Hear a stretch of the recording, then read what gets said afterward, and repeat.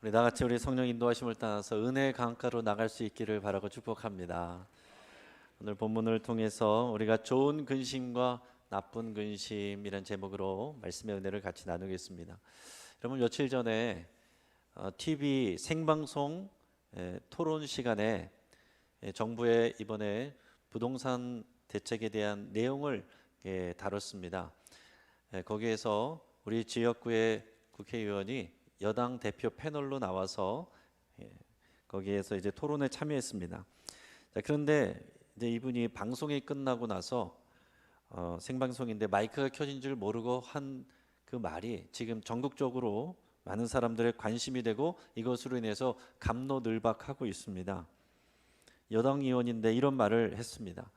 그래도 집값은 떨어지지 않을 겁니다. 이런 얘기를 했어요. 이게 부동산 대책에 대해서 얘기하러 나왔는데 여당 의원이 이런 얘기하니까 당장에 이것을 비판하는 기사들이 많이 나왔습니다. 지금 정부에서 부동산 대책을 내놓고서 이 여당에서도 신뢰 못하는 건 아니냐? 무슨 정책이 효과가 있겠느냐? 이런 비판들을 하는 겁니다. 자, 이에 대해서 이 해당 의원이 이것은 언론의 짜깁기식 보도로 인한 오해다. 그러면서 이제 해명을 했어요.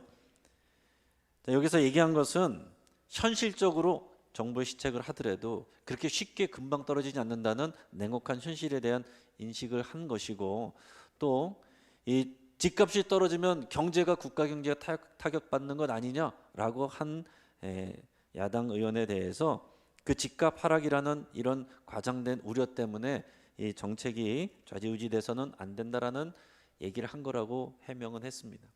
그런데 아무튼 이 정책 가지고서 금방 이렇게 우리가 기대하는 만큼 안정화가 될 거다 하는 것은 기대하기가 어렵다라는 것은 사실 공통적인 우리가 생각이 있습니다. 여러분, 지금도 김포나 파주 쪽으로 가다 보면은요, 아파트가 계속 지어지고 있어요.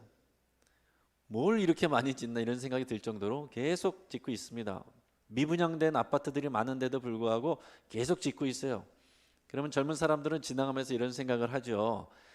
야, 아파트가 이렇게 많은데 내 집 하나가 없나? 저렇게 많이 지어야 되는데, 그러면 사람은 인구는 줄어들고 있고 아파트는 계속 늘어나고 있으니까 시간 지나면은 아파트 값은 떨어지겠지. 그러면 내 집 하나는 생기겠지. 그런데 실제로는 그렇게 되지 않고 있습니다. 몇 년이 지난 지금도 아파트 값이 계속 올랐다고 그래요. 제가 아는 지인에게서 들은 얘기인데, 그 역세권 주변에 새로 신축한 그 아파트를 분양을 받았습니다. 젊은 부부임에도 불구하고 현금 보유가 충분하진 않으니까 이제 대출을 많이 받아서 한 7, 8억 되는 아파트를 산 거예요. 분양을 받았습니다. 처음에 이제 그 얘기를 들었을 때는 제정신인가 그런 생각을 했어요. 아니, 이제 그렇게 하고 나면은 한 달에 버는 돈 가지고서 대출이자 갚기도 이제 벅찬 거 아니겠어요? 큰 집에 살면 뭐 하는가, 저렇게 대출이자 갚다가 그럼 끝날 건가 이런 생각을 했습니다. 근데 1년 지났는데 그 아파트가 12억이 됐다는 거예요. 제가 이 얘기를 듣고서 깨달았습니다. 그래서 사람들이 목숨 걸고 집을 살려고 그러는구나. 그래서 사람들이 부동산 필패라는 말을 하는 거구나. 그런 생각을 했다고요. 어차피 저는 목회자고 이 땅 가운데서 뭐 집 때문에 그럴 것도 아니고 저는 하나님 나라에 집을 구하는 사람이니까 거기에 대해서 뭐 크게 신경을 쓰지 않는데, 그날 저녁에 밥을 먹는데 얹히더라고요. 소화제를 먹었는데 왜 그런지는 잘 모르겠습니다. 근데 교회 안에서도 저마다 생각은 다를 것 같아요. 교회 안에도 다주택 갖고 계신 분들이 계시고 아직 내 집 마련이 안 된 분들이 계신데 저마다 마음들이 틀리다는 거죠. 지금 다주택 갖고 계신 분들, 부동산 갖고 계신 분들은 오히려 집값이 떨어지면 어떻게 하나 이런 근심, 정부에서 너무 심한 세금을 때리면 어떻게 하나 이런 근심을 갖고 있어요. 근데 내 집이 없는 분들은 이거 점점 계속해서 집값이 올라가면은 내 집 마련은 어떻게 하나, 이런 나라에서 좋은 정책을 해도 그렇게 해서 집주인들에게 세금을 물리면은 집주인들이 우리의 전세 월세 올리면 어떡하나, 이런 또 근심들을 가지고 있다라는 거죠. 그래서 목회자는 이 성도님들의 지금 상황이 어떤 상황인 건지, 어느 쪽에 있는 건지를 잘 파악하고 가야 됩니다. 우리 옛말에 그 두 아들 가진 어머니가 비가 오면 소금 장수하는 아들이 걱정되고 해가 나면은 우산 장사하는 아들을 걱정한다고 그랬는데, 그 목회자도 꼭 그런 마음입니다. 같은 상황이지만은 서로 근심은 다 하는데 근심의 내용들은 달라요. 여러분, 제도와 정책으로 우리가 모두가 골고루 잘 사는 나라가 되길 원하고 그렇게 가야 되고, 그래서 우리가 머리를 짜냅니다. 그렇지만 우리가 제도와 정책만 가지고서 이게 쉽게 해결이 잘 안 됩니다. 왜냐하면은 사람의 마음과 그 욕심이란 것이 그것을 뛰어넘기 때문에 그래요. 우리가 인구는 줄어들고 아파트는 많아지니까 다 한 채씩은 돌아가겠다 생각해도 그렇게 잘 안 되는 것이, 있는 사람은 더 많이 사고 없는 사람은 이제야 살만하면 집값이 또 올라가서 또 못 사고, 이런 일들이 계속 반복되고 있는 것이 우리가 살아가는 현실의 모습입니다. 여러분, 우리가 살아갈 때에 집값 하나만 가지고서도 이렇게 근심할 문제가 많은데 그 외에도 우리가 염려거리가 얼마나 많습니까? 지금 당장 아프신 분들은 집값이 문제가 아니라 내 몸 아픈 게 문제잖아요. 즉 경제적으로 타격을 받고 직장 잃어버린 분들도 계시고 자녀들 진로 문제도 있고 여러 가지 문제들, 그런 우리가 근심거리가 끊어지지 않습니다. 여러분, 우리나라가 과학이 발전했습니다. 국민소득이 엄청나게 늘어났어요. 한강의 기적을 이뤘습니다. 세계가 극찬을 합니다. 자, 그런데 여러분, 어릴 때 여러분 살았을 때하고 지금하고 그러면 이론적으로 생각하면 상식적으로 근심과 염려가 줄어들어야 되는 거 아닙니까? 여러분 어렸을 때 젊었을 때하고 지금하고 비교해서 근심과 염려가 줄어들었나요? 그렇지 않거든요. 세상이 발전한다고 해서 근심과 염려가 사라지는 게 아닙니다. 자, 그러면 우리의 생각은 신앙생활을 하면서 우리 근심과 염려의 문제에 대해서 안 믿는 사람하고 똑같다면 우리 신앙생활은 뭐 하는가? 우리는 어떻게 해야 되는가? 이게 참 고민인 거죠. 여기서 분명한 것은 뭐냐면, 다시 말씀드리지만 근심거리는 사라지지 않습니다. 정책이 나오고 기술 발전을 이루고 부유해져도 여러분 상대적으로도 우리가 근심이 생기는 것이고, 예전에 비하면 훨씬 좋아졌어도 지금 상황을 보면서는 우리는 여전히 근심하는 거예요. 근심거리가 사라지는 게 아닙니다. 부자나 가난한 자나 건강한 사람이나 병약한 사람이나 교회 다니는 사람이나 안 다니는 사람이나 다 근심하면서 살아요. 그럼 뭐하러 교회 다니냐고 이렇게 물어보면 여러분 뭐라고 대답하시겠습니까? 우리 근심에 대해서 하나님이 특별히 도와주셔서 우리의 교회 다니는 사람의 집 가진 사람 집값은 올라가고 안 가진 사람에게는 집값 내려가고, 이래서 교회 다닙니까? 그런 건 아니라는 거죠. 우리에게 중요한 것은 근심을 안 하는 삶이 아니라 근심에 대해서 우리가 어떻게 성경적으로 신앙으로 대처하느냐, 이게 중요한 거예요. 우리는 성경을 통해서 근심하지 말라, 내 염려를 하나님께 맡기라, 이런 설교를 많이 들었습니다. 여러분 많이 들어보셨죠? 근데 수십 년 동안 들었는데 근심과 염려가 사라졌습니까? 여전히 있단 말이죠. 그럼 우리의 믿음은 헛것입니까? 여러분, 우리는 근심에 대해서 잘 생각을 해야 됩니다. 근심거리가 사라지는 것이 아니라 우리 믿음을 통해서 우리가 성경적인 신앙적인 태도를 가지고 배우고 나가야 되는 거예요. 성경에서는 오늘 본문에서 두 가지 종류의 근심이 있다고 그랬습니다. 하나는 좋은 근심, 하나는 나쁜 근심이 있다고 그랬어요. 우리 같이 한번 읽어보겠습니다. 자, 시작. 하나님의 뜻대로 하는 근심은 후회할 것이 없는 구원에 이르게 하는 회개를 이루는 것이요, 세상 근심은 사망을 이루는 것이니라. 아멘. 자, 여기 두 가지 근심이 나옵니다. 하나님의 뜻대로 하는 근심, 이건 좋은 근심입니다. 하나님의 뜻대로 하는 근심은 내가 하나님에게서 멀어지지 않았나, 말씀의 기준으로 볼 때 내가 죄 가운데 있지 않는가, 그것을 보게 되고 그것 때문에 근심하게 되고 그것은 회개를 낳고, 그래서 우리가 구원으로 가게 되는 그런 근심은 좋은 근심이라고 그랬어요. 세상 근심은 뭡니까? 우리가 일반적으로 하는 근심인데 그 근심 때문에 하나님과 멀어지는 것입니다. 세상 속에 더 파묻히는 거예요. 그 근심이 해결이 되면 하나님께로 가는 게 아니라 세상으로 더 나가고, 근심 때문에 어려우면 하나님을 의지하는 것이 아니라 그 근심 때문에 내 영이 마르고 하나님과 멀어지고 예배의 감격이 사라지고, 이거는 나쁜 근심이다라는 것입니다. 그러니까 여러분, 근심이 있느냐 없느냐가 중요한 게 아니라 우리의 근심이 어느 방향으로 나가느냐, 어느 방향으로 나가게 우리가 태도를 취하느냐, 어떤 것을 선택하느냐, 이게 중요하다는 겁니다. 근심거리가 있을 때 이 근심을 통해서 내가 하나님 앞에 내 자신을 돌아보면서 하나님의 뜻과 하나님의 그 생명의 길에서 벗어나 있지 않는가, 내 과도한 욕심 가운데 사로잡혀 있는 것이 아닌가, 그것을 돌이켜보고 하나님 앞에 그런 부분들이 있다면 회개하고 생명의 길로 가는 거예요. 그건 좋은 거죠. 그러나 반대로 세상 근심에 쌓여 있다가 근심에 또 근심, 안 해도 될 근심까지 갔다가 끌어갔다가 근심하면서 거기에 매몰돼 가지고 하나님의 말씀이 안 들어오고, 그리고 예배의 은혜와 감격이 사라지고, 이것은 나쁜 근심이다라고 말씀하는 겁니다. 여러분, 오늘 본문은 사도 바울이 고린도 교회에 보내는 편지인데요, 우리가 고린도 후서를 읽었지만 고린도 교회에 보내는 편지가 앞에 있는 고린도전서만 있는 게 아니라 중간에 사라진 눈물의 편지라는 편지도 있었습니다.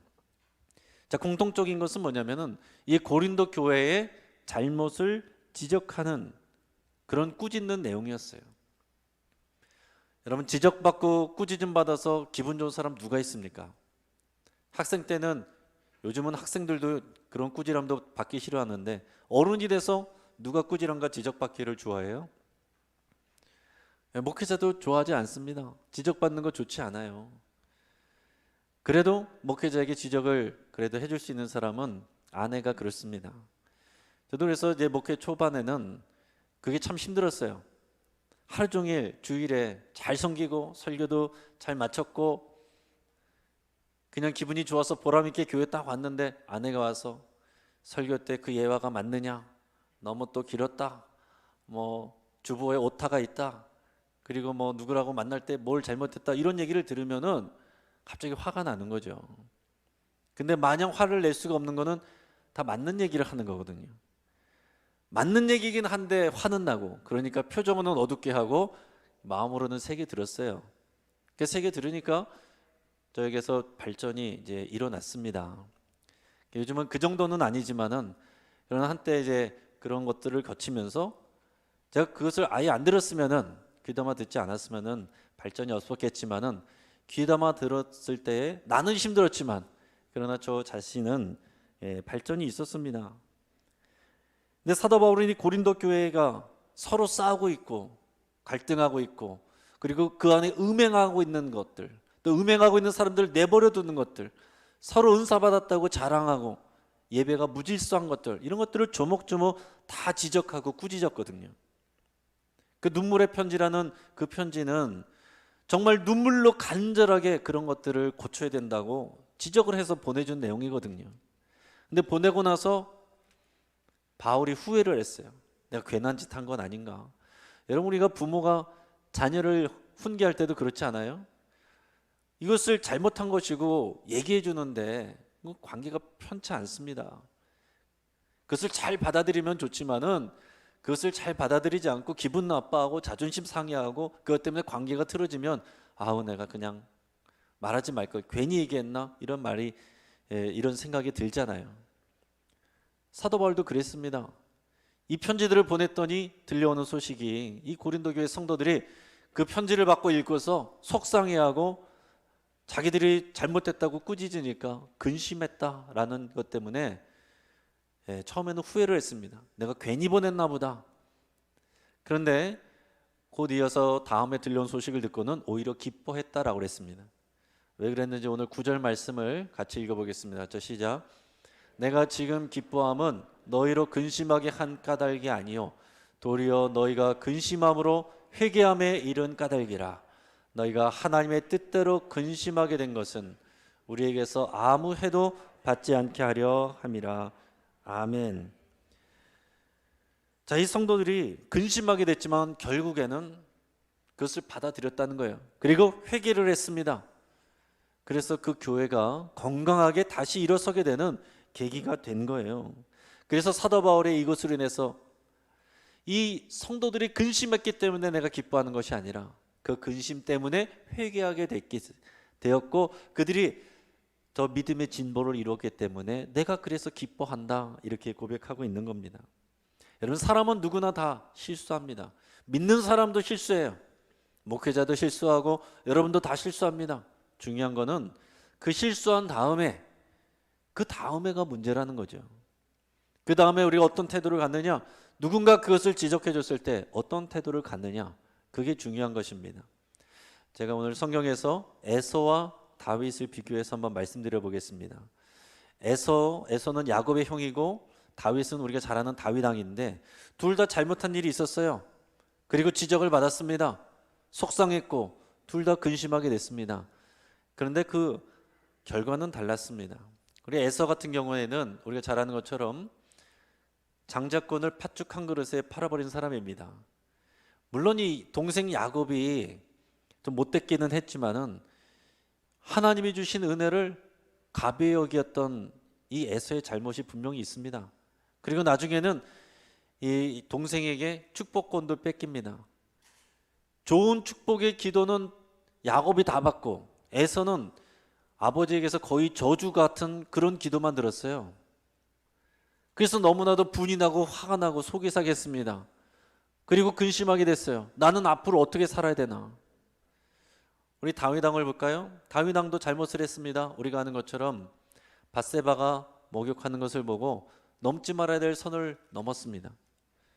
근데 죄가 죄를 낳는다고 이것을 무마하려고 그 밧세바의 남편인 우리야 장군을 불러서 그 집에 가서 자라. 그러면은 이게 묻힐 걸로 생각했는데 이 생각 없이 너무 성실하고 착한 이 우리야 장군은 내가 지금 그럴 때가 아닙니다. 그러면서 밖에 나가서 부하들하고 잤습니다. 이러다가는 다윗이 자기가 한 잘못이 드러날 것 같으니까 어떻게 했습니까? 전쟁터 맨 앞으로 그 우리의 장군을 보내게 했습니다. 그래서 전쟁하다가 결국에는 우리아가 죽었어요. 여러분, 법적으로는 문제가 없습니다. 문제 삼을 것이 없어요. 그러나 하나님은 이것을 문제 삼았던 거예요. 하나님은 아시는 거죠. 그래서 나단 선지자, 저 그림에서 보는 것처럼 나단 선지자를 보내서 그 다윗의 잘못을 지적하고 책망했습니다. 여러분, 생각해 보시기 바랍니다. 다윗은 왕이에요. 다윗이 한마디만 하면은 나단 선지자 감옥에 가둘 수도 있습니다. 지금 전 백성들에게 존경을 받는 그런 지도자입니다. 그리고 본인은 지금까지 자타공인, 하나님을 가장 사랑하고 믿음이 가장 좋다라고 하는 사람인데 지금 나의 잘못을 여기서 인정하면은요, 만천하에 공개되는 것입니다. 지금까지 내가 쌓아놓은 나의 신뢰와 명예, 나의 자존심 다 무너지는 거예요. 하지만 다윗은 이것을 받아들이고 회개를 했습니다. 왜요? 나의 자존심과 내 이름과 명예를 지키는 것보다 구원받는 게 더 중요한 것이기 때문에 그런 거예요. 하나님과의 올바른 관계를 지키는 것이 더 중요하기 때문에 그런 것입니다.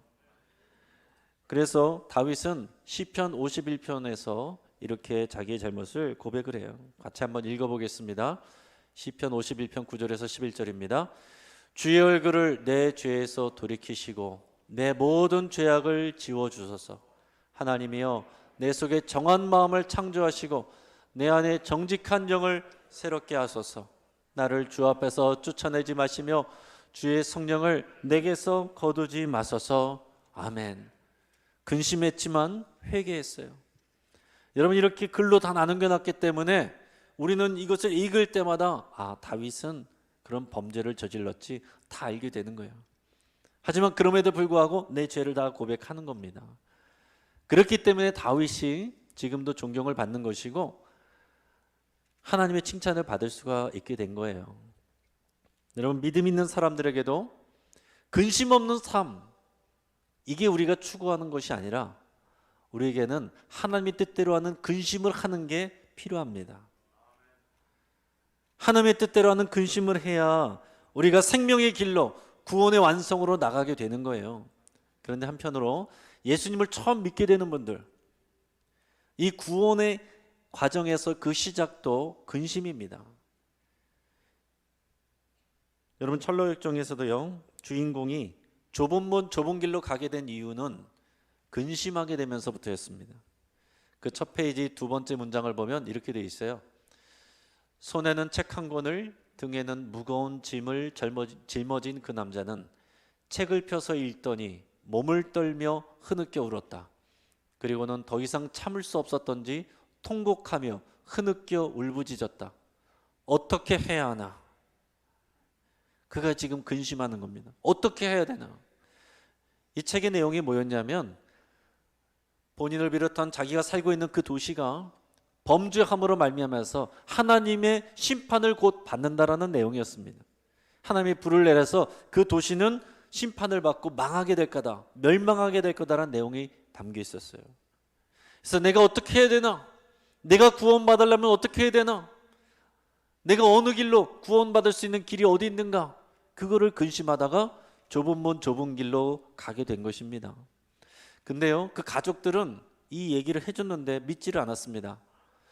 지금 뭔 소리야? 지금 우리가 먹고 살기도 바쁜데, 지금 집도 돌봐야 되지, 애들 먹여 살려야 되지, 이런 것들을 걱정하기도 바쁜데 무슨 하나님의 심판이냐고 이렇게 얘기하면서 받아들이지 않으니까 좁은 문 좁은 길로 가지 않았던 것이죠. 여러분, 여기서도 보는 것처럼 하나님의 뜻대로 하는 근심이 있고 일반적인 근심을 하는 세상 근심이 있어요. 그냥 세상 근심은 누구나 하는 근심입니다. 믿는 사람들도 피해갈 수 없는 근심들이지만 거기에 매여 있으면 구원으로 못 가는 것입니다. 근데 하나님의 뜻대로 하는 근심, 내가 멸망할 수 있구나, 이 땅은 하나님의 심판 앞에 있구나, 내가 어떻게 하면 구원을 받을 수 있을까, 이 근심이 있어야 우리가 하나님 앞에 나가게 되는 것이고, 내가 죄인이라는 것을 인정하고 고백하여야만, 그래서 내 수준과 나의 이 수준, 내 죄 지은 이 모습 그대로를 내가 인정하고 받아들이는 그 고통스러운 가운데 근심해야만 예수님의 십자가가 우리에게 은혜가 되는 것입니다. 구원으로 가는 길의 처음은 자기 죄에 대한 깨달음이에요. 우리 로마서 3장 23절 같이 한번 읽어보겠습니다.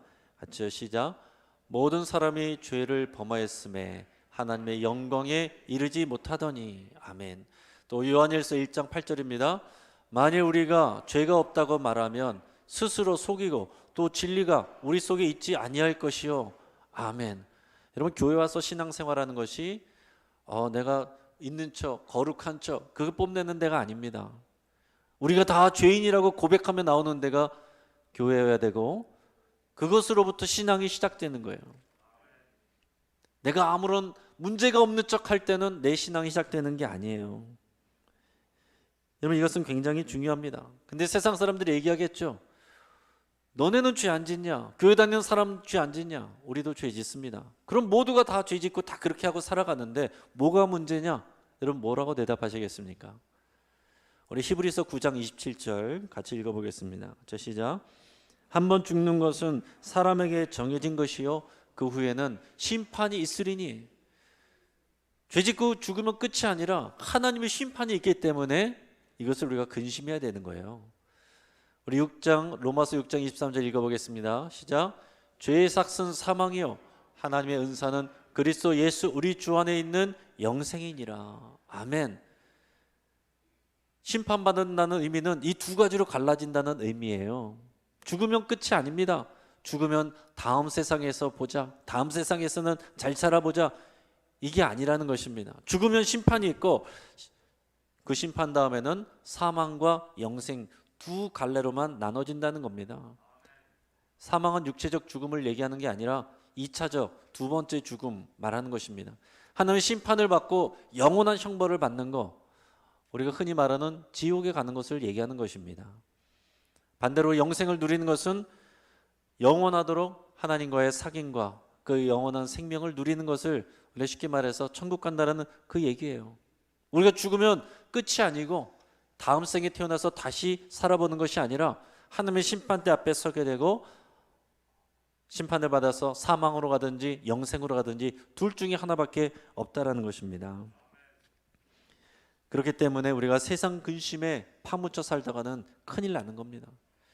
세상 근심하다가 우리가 하나님께로 가까이 못 나가고 거기에 파묻히는 것도 문제고, 오히려 세상 근심의 문제가 해결돼서 세상 속에서 세상 환락 가운데, 그 유혹 가운데 세상을 즐기면서 밖으로 나간 그것도 문제라는 거예요. 그래서 근심 없이 사는 것도 문제인 겁니다. 하나님의 뜻대로 하는 근심이 있어야 우리 자신을 바라보고 하나님 앞에 나갈 수가 있어요.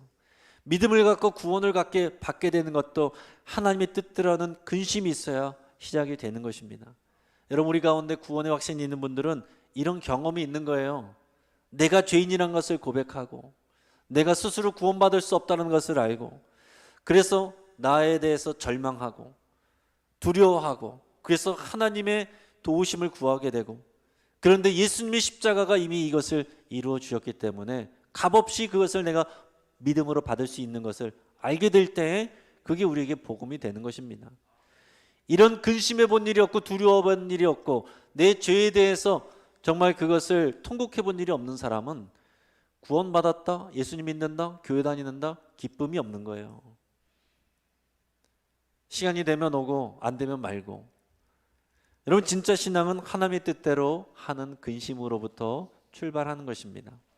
자, 오늘의 말씀 설교를 정리하겠습니다. 세상에는 두 가지 근심이 있다 그랬습니다. 하나님의 뜻대로 하는 근심과 세상 근심이라고 그랬어요. 우리는 근심을 없애는 삶의 목적이 아닙니다. 어느 근심으로 하느냐? 그러면 세상 근심은 하나님께 맡기는 것입니다. 티벳의 속담에도 그런 얘기가 있다고 그럽니다.